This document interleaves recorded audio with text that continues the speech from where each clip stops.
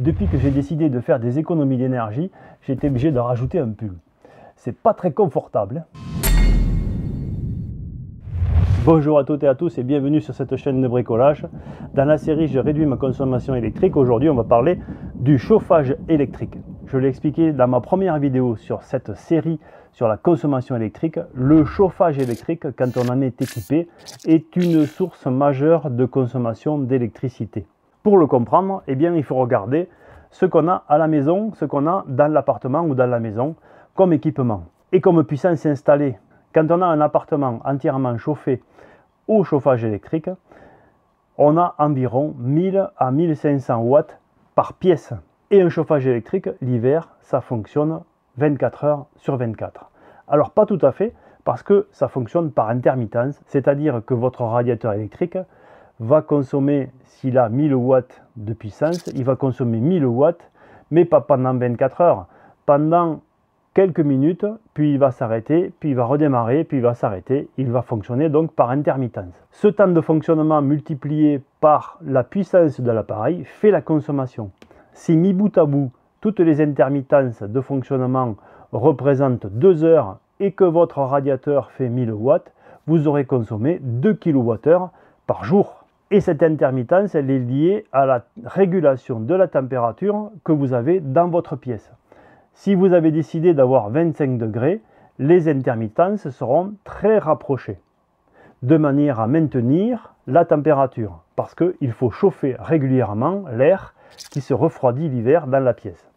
Si vous avez décidé de maintenir votre pièce à 19 degrés, eh bien cette intermittence va s'élargir. Il va passer plus de temps entre les allumages de l'appareil. Donc votre consommation sera réduite.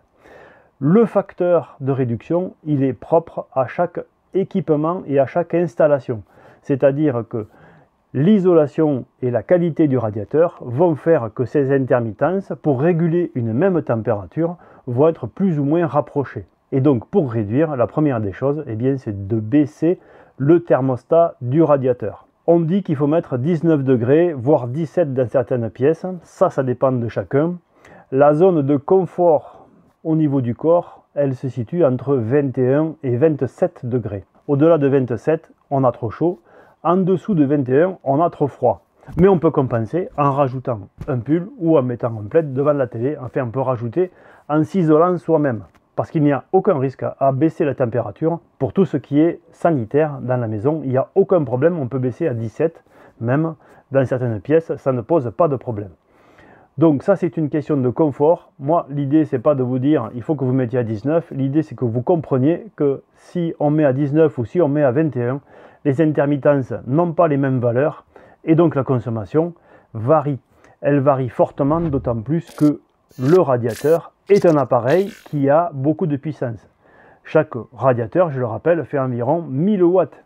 Donc, s'il fonctionne pendant 1 heure de plus, ça fait 1 kW. Et bien sûr, c'est pareil l'été, on n'en parle pas, mais l'été, c'est la même chose, sauf que c'est inversé. C'est la clim. La clim, elle consomme entre 2 et 3 kW. Et si elle fonctionne toute la journée, parce qu'on a décidé de vivre à 21 alors que dehors il fait 32, eh bien, ça va consommer beaucoup d'électricité. On est en zone de confort entre 21 et 27, donc l'été, tant qu'on n'a pas 27 dans la maison, on n'a pas forcément besoin de mettre de la climatisation. Et là, on aura une réduction de facture d'électricité très importante. Voilà, ça c'était le chapitre sur le chauffage et la climatisation. Je vous donne rendez-vous dans un prochain épisode pour tout comprendre de sa consommation électrique. Le savoir, c'est l'indépendance, c'est mon nouveau slogan pour cette mini-série. Je vous dis à très bientôt dans un épisode de bricolage et d'ici là, soyez curieux, soyez prudents et bricolez bien.